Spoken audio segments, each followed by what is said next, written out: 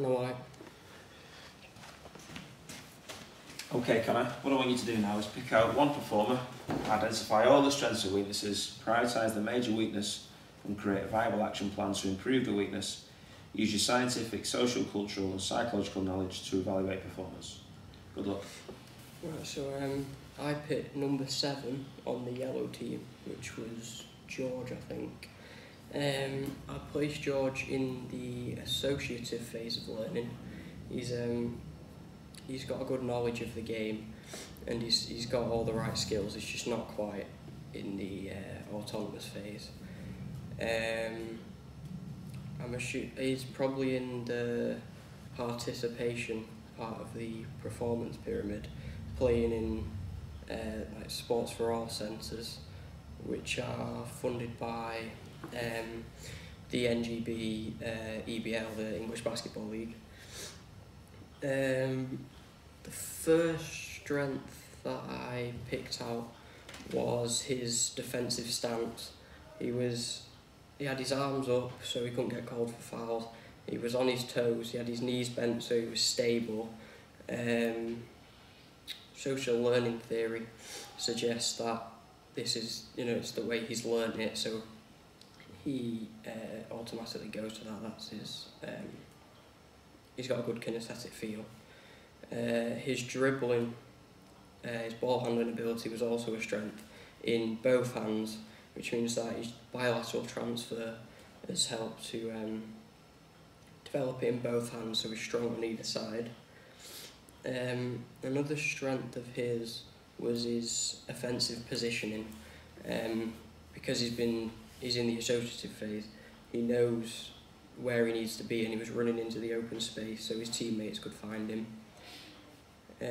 Another strength of his was his rebounding. He exploded up, fully outstretched to catch the ball at the highest point and brought it down strong. During this he uses his ATP PC system, which is the only readily available source of energy in the body, and he uses that for quick explosiveness. A strength of his also was his layup, which also used to his sort of using the corner of the backboard properly and using the correct amount of power, which is from practice, and sort of making the skill habitual. Another strength was his court vision. He could see all his teammates. He knew he was picking out passes. At one point he was about to shoot but then saw someone and changed it, which could suggest that he was at the optimum level of arousal, because he was able to pick his teammates out amongst all the defenders. Also a strength was his cardiovascular fitness. He didn't stop running throughout the thing. He was up and down the court and always back defending, which suggests that he has an efficient aerobic system, and lots of slow oxidative muscle fibres. Onto his weaknesses, the first one I picked out was his passing.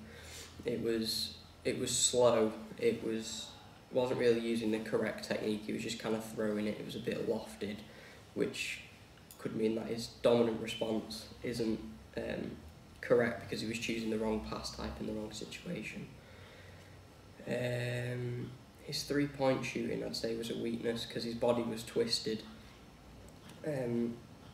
which could be due to him learning it wrong, having the wrong kinesthetic feel. So when he was twisted, his shot wasn't as accurate. It was going off to one side.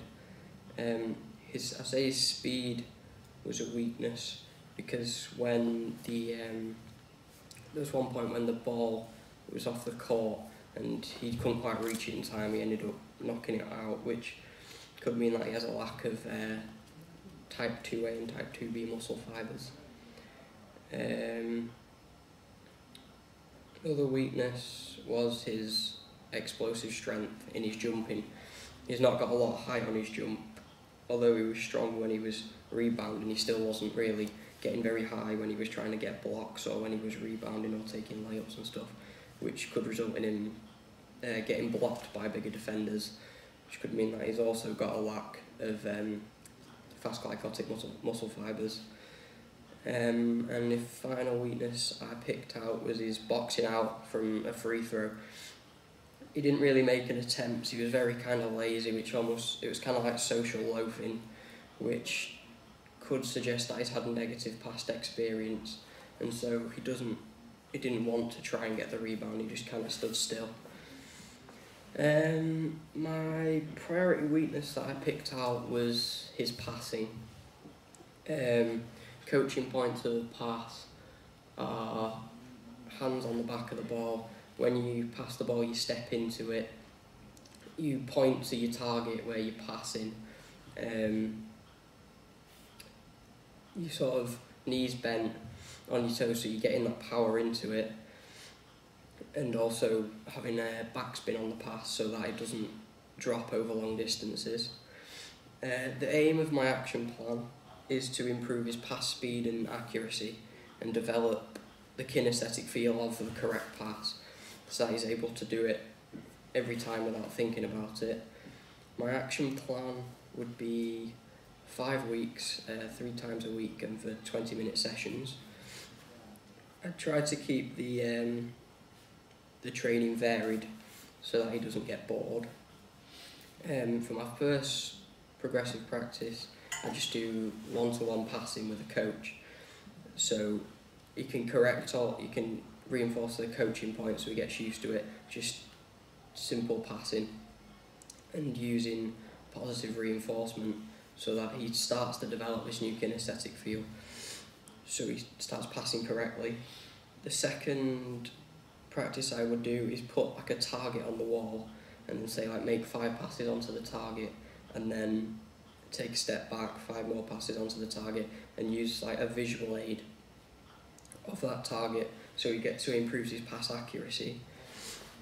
Thirdly, I would then introduce with like a partner or a coach, like just sliding up to the halfway line, passing the ball back and forth between each other so that you're sort of leading your target, you're passing in front, so it's slightly more like a game situation. Getting used to passing while moving, but you're still sort of, because you're sideways, you're still kind of set and already in the position to pass. Next, I'd progress it on to the box passing drill, so where you get a group of people to stand on like each 4 corners, and then you're running onto it, passing when they get to like halfway, and so you've always got a pass in front of them as if it's like an outlet pass, and you're getting used to actually running with the ball now and passing it round as opposed to just being stood still or sliding. Progress it more then by adding in, it's still the box drill, but adding in a layup and a rebound, so that it's slowly getting closer to this game situation. So it's as if you've got to pass on to someone as they're going into their layup steps to try, so they're in the best position to score, so they're running onto it, not passing it behind them or too late or anything. And then my final thing, I'd do a half-court game, even if it's just 3-on-3, so that it's a tighter and more confined space, so that your passes have got to be more accurate, and he's got to be able to